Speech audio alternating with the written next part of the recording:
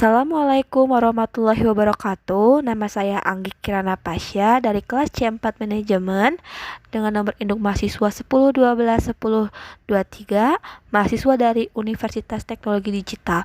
Di sini saya akan menjelaskan untuk tugas pendidikan agama Islam. Berikut paparannya. Ada 4 pokok pembahasan. Yang pertama Alhamiyatul Marifatullah, kedua At-Thoriq ila Marifatullah, ketiga Al-Manawi min Ma'rifatullah, dan yang terakhir 4 Al-Adilah alam wujudillah.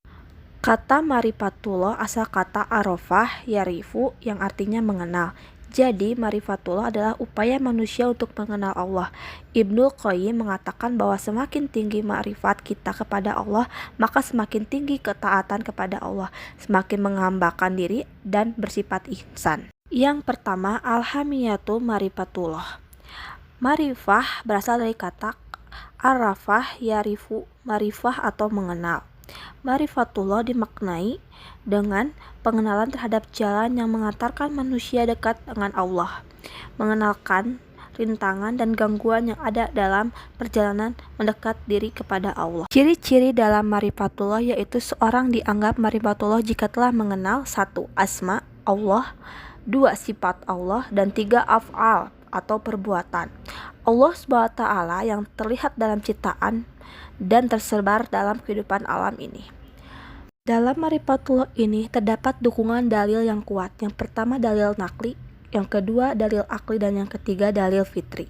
Adapun sarana yang mengantarkan seseorang pada marifatullah yakni 1. Akal sehat, 2. Para rasul, dan 3. Asma, yaitu nama dan sifat Allah. Cara mengenal Allah SWT ada 2, yakni jalan yang dilalui bukan atas dasar petunjuk Islam. 2. Cara yang dilalui berdasarkan petunjuk Islam. Jalan penghalang dalam marifatullah ada beberapa, salah satunya yaitu al-kubru sombong, az-zulmu zolim, dan al-kazibu dusta.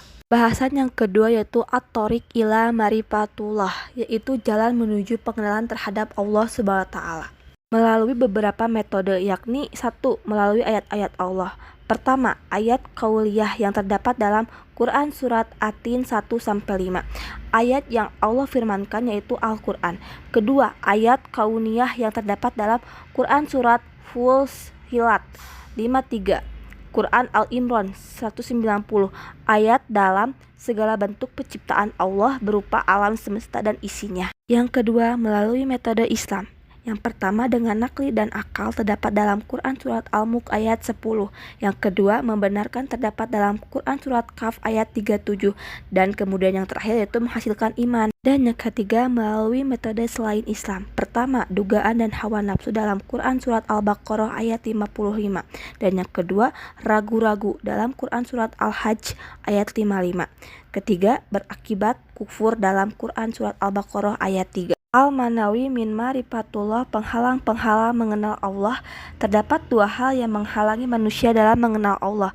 Yang pertama maradus syahwat atau penyakit hati, dan yang kedua maradus asyubhah, yaitu masalah akal dan logika. Al-Adilah ala wujudillah, Tuhan telah menciptakan dan memelihara alam semesta dengan kekuasaan dan kasih sayangnya adalah hal yang tak terbantahkan. Ditunjukkan oleh beberapa dalil. Yang pertama ada dalilul fitri, yang kedua ada dalilul hissi, ketiga ada dalilul akli, keempat ada dalilul nakli, dan yang kelima ada dalilul tarik. Sekian dari pembahasan saya, mohon maaf jika ada salah kata. Assalamualaikum warahmatullahi wabarakatuh.